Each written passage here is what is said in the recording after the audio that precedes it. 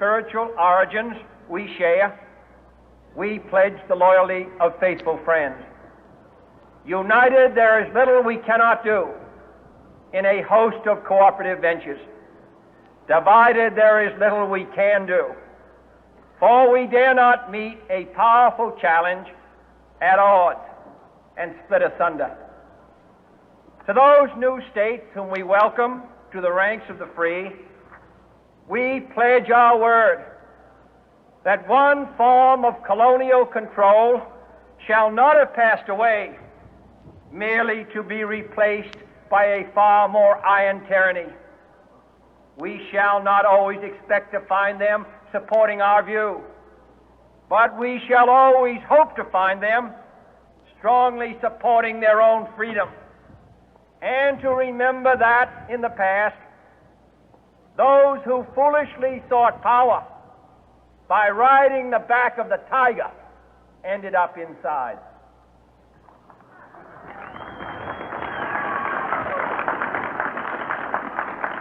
To those people in the huts and villages of half the globe struggling to break the bonds of mass misery, we pledge our best efforts to help them help themselves for whatever period is required, not because the communists may be doing it, not because we seek their votes, but because it is right. If a free society cannot help the many who are poor, it cannot save the few who are rich.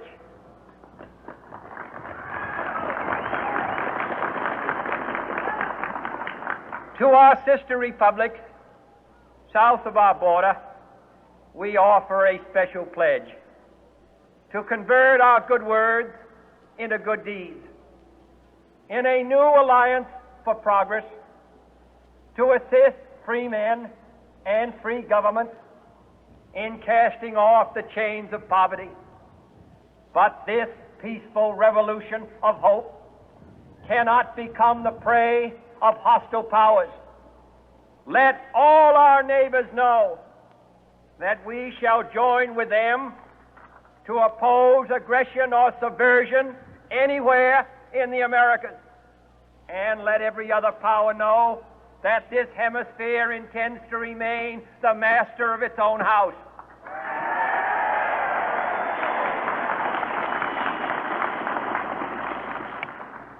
To that world assembly of sovereign states, the United Nations, our last best hope, in an age where the instruments of war have far outpaced the instruments of peace, we renew our pledge of support to prevent it from becoming merely a forum for invective, to strengthen its shield of the new and the weak, and to enlarge the area in which its writ may run.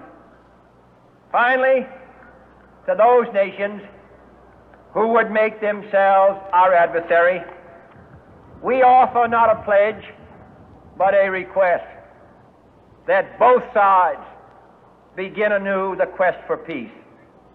Before the dark powers of destruction, unleashed by science, engulf all humanity in planned or accidental self-destruction, we dare not tempt them with weakness, for only when our arms are sufficient beyond doubt can we be certain beyond doubt that they will never be employed.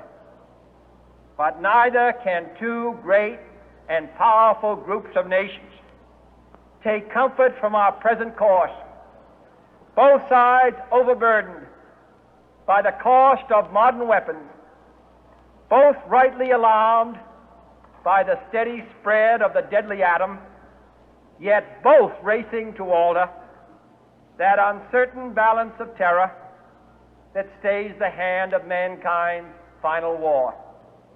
So let us begin anew, remembering on both sides that civility is not a sign of weakness, and sincerity is always subject to proof. Let us never negotiate out of fear, but let us never fear to negotiate.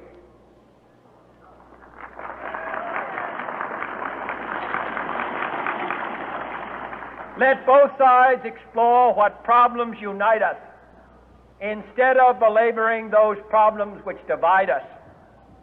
Let both sides, for the first time, formulate serious and precise proposals for the inspection and control of arms, and bring the absolute power to destroy other nations under the absolute control of all nations.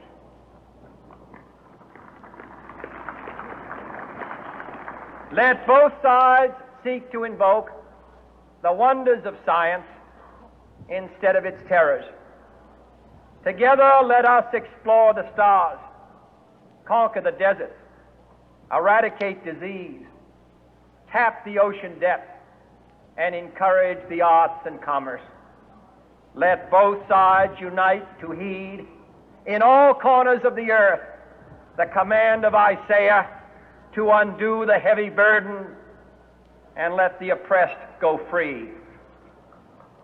And if a beachhead of cooperation may push back the jungle of suspicion, let both sides join in creating a new endeavor, not a new balance of power, but a new world of law, where the strong are just and the weak secure and the peace preserved.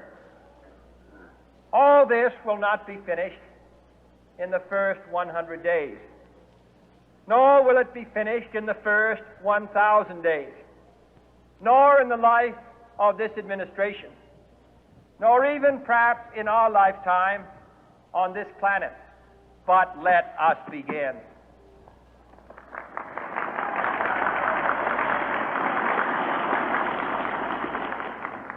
In your hands, my fellow citizens, more than mine, will rest the final success or failure of our course. Since this country was founded, each generation of Americans has been summoned to give testimony to its national loyalty. The graves of young Americans who answered the call to service surround the globe. Now the trumpet summons us again, not as a call to bear arms, though arms we need, not as a call to battle, though in battle we are, but a call to bear the burden of a long twilight struggle, year in and year out, rejoicing in hope, patient in tribulation, a struggle against the common enemies of man, tyranny, poverty, disease, and war itself. Can we forge against these enemies a grand and global alliance,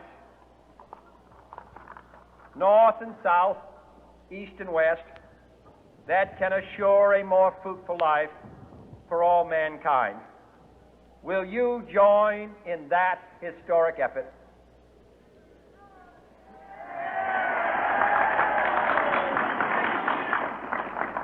In the long history of the world, only a few generations have been granted the role of defending freedom in its hour of maximum danger. I do not shrink from this responsibility. I welcome it.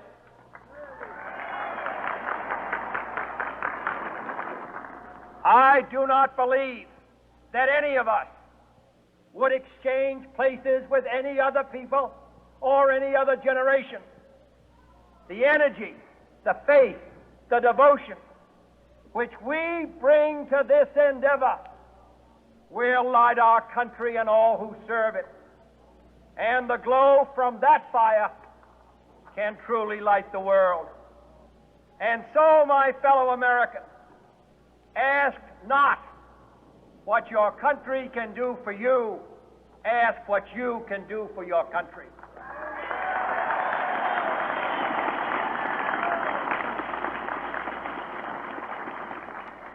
My fellow citizens of the world, ask not what America will do for you, but what together we can do for the freedom of man.